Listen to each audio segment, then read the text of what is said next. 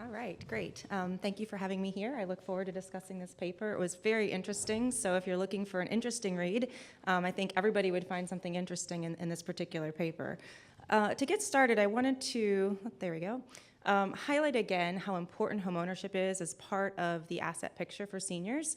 And what's interesting is this is not just a US phenomena, that this is actually something that's happening across the world, and particularly European countries, as pointed out by this paper.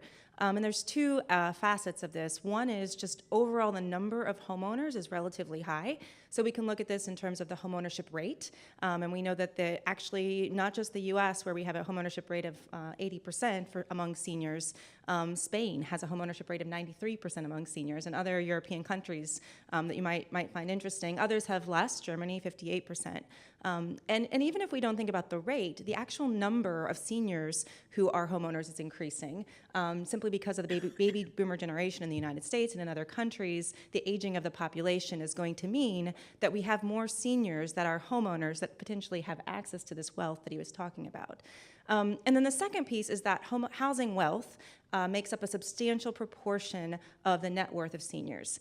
And this is something, again, not limited to the US. And in fact, the US, it was a smaller proportion of net wealth for senior homeowners than in some of the other countries that he highlighted.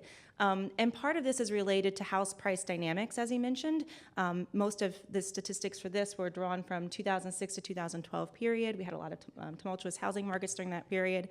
But it's also related to housing debt and how these countries and how people in these countries view housing debt. So this is just a very simplified kind of picture of what he was talking about. He looks at both the decision to become a homeowner and looks at the differences in homeownership rates and also the decisions regarding use of home equity and differences in the rates of use of mortgages and equity extraction products. And then ultimately that leads to retirement security. And I think it's important to keep both of these decisions in mind. If it's simply that people are more likely to extract equity, but we have fewer homeowners, then the net impact on retirement security may not be higher. On the other hand, if we have more people becoming homeowners and even less extracting equity as a share of that, we still may have an impact on retirement security. So I like the fact that you're looking at both of these decisions. And I actually really like the framework that was underlying this, which you didn't highlight a lot in your discussion, but I think this was actually a contribution of your paper. In this international perspective, he's able to present this framework that looks at three different kind of buckets of factors that might affect both the decision to become a homeowner and home equity extraction decisions. So he looks at the policy bucket, and he shared the policy index that they created. This is not just policies such as tax policies that might cause somebody to become a homeowner, but he also considers rental policies. So if you have a very strong subsidized rental housing market in a particular country, then there's less of an incentive to become a homeowner, which means the homeownership rate is lower, which means that you're going to have less of that asset potentially among all your seniors to help with retirement security. But he also, one of the other policies, social policies that you might think about, healthcare policies, for example. I know that's beyond the scope of what you're looking at here, but research has shown that countries that have robust health policies or social systems for healthcare, there's less of an incentive to kind of build up that precautionary savings. And some view home equity as a precautionary savings against these health risks that might occur later in life. So if you're in a particular country that doesn't have that same worry, then there may be less of an incentive to build up that home equity. The second piece of that puzzle is the mortgage and credit markets, and so he shows the differences in mortgage markets between countries. What's really interesting, I think, is that the mortgage markets aren't driving the whole story. So, for example, in Italy, he shows that you actually have a pretty weak mortgage sector relative to some of the other countries, but they have one of the highest homeownership rates. So not just the mortgage sector that drives the homeownership rate that we see or the use of equity. And that gets to the third bucket, which he refers to as family, but also I think individual preferences fall into that realm. And this is bequest motives, as he mentioned, but it's also debt aversion. And so seniors may be debt adverse, which you mentioned. They may not want to draw from their home. It's this decision that I want to have a hedge against future risk, whether that's risk of health, house price risk, or risk of health events. There's other mechanisms that you might think about, which you talk about some in your paper, besides home equity that could lead to the link between home ownership and retirement security. You mentioned monthly housing costs. I think that's really important. And so the rent control is absolutely one aspect of home ownership, but also as you draw equity or seniors enter home ownership with mortgages, they're going to have higher monthly housing costs.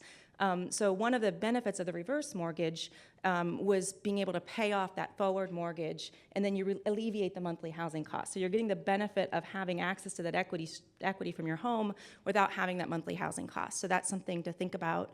Another aspect is just residential stability, could be associated with retirement outcomes.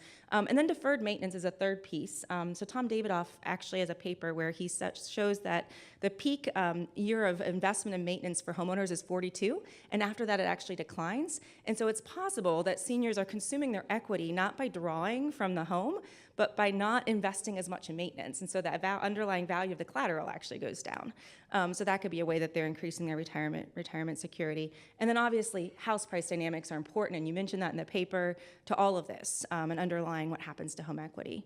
I think one of the things that's really important to highlight is that mortgage debt and retirement security are related, and mortgage debt is changing in the United States, but also abroad. It was interesting to see that's happening in other countries as well. So in the early 90s, about 20% of seniors entered retirement with mortgage debt. This is based on the Survey of Consumer Finance.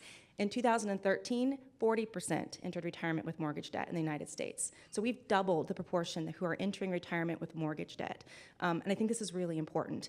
How is this going to influence that link between homeownership and retirement security? You guys know the risk of negative house price, negative equity for highly leveraged homeowners. I think that's absolutely important. We saw that during the Great Recession. But it also changes the monthly housing cost burden that seniors are facing. If they're entering retirement now with housing costs, housing repayment costs, it could cause an increase in a desire for reverse mortgages. It also may be reflective of something deeper. So it could be that folks carry mortgages because they're unable to pay them off, but it could be that this cohort of seniors is less debt averse than prior cohorts. And so it could be indicative of being more willing in the future to leverage your equity later in life. We don't know, like you said, what's going to happen. One thing to keep in mind, and he mentions home equity release, so more are entering retirement with mortgage debt, but actually extracting equity after you get into retirement, the rates of that per year are pretty low across countries, around 2% in the United States. And actually, when we look at the share data, we find that's about similar in other countries as well, a little less than 2% in any given year of the senior population are extracting home equity through borrowing. This isn't looking at through owning a home. One of the things to keep in mind as well is that there's differences by channel.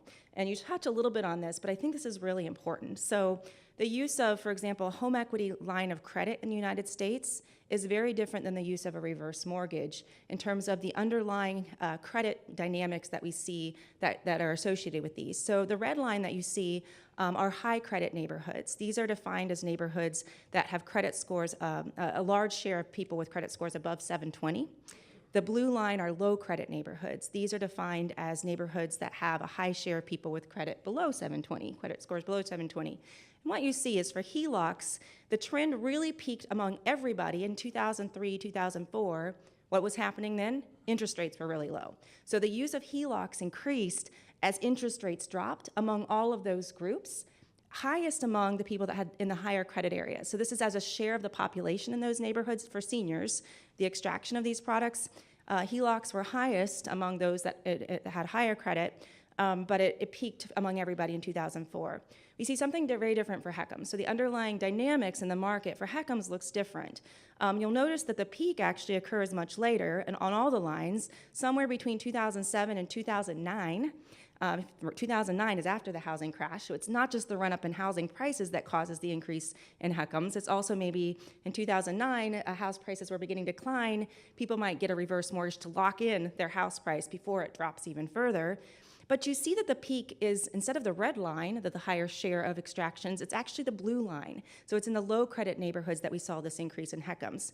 What this suggests to us is that folks that are borrowing constrained may turn to reverse mortgages when house prices increase instead of something like a HELOC. And so you touch on the importance of underwriting criteria, but really you talk about LTV. But credit constraints are another issue here. HELOCs typically have very high credit score requirements. And so seniors that may not have a lot of credit, they may still be decent credit risks, they just don't have a lot, may not be able to get the HELOC, but they would be able to get the reverse mortgage. And you're seeing some evidence, this is just descriptive of something like that happening. So finally, I leave with some policy implications.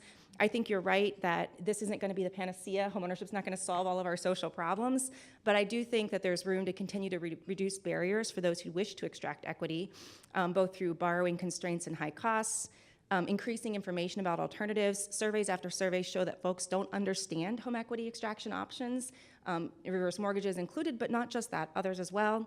And then better understanding the relationship between home equity and social programs, which you've started to do in your paper, but I think there's a lot more we can do in that area. Thanks.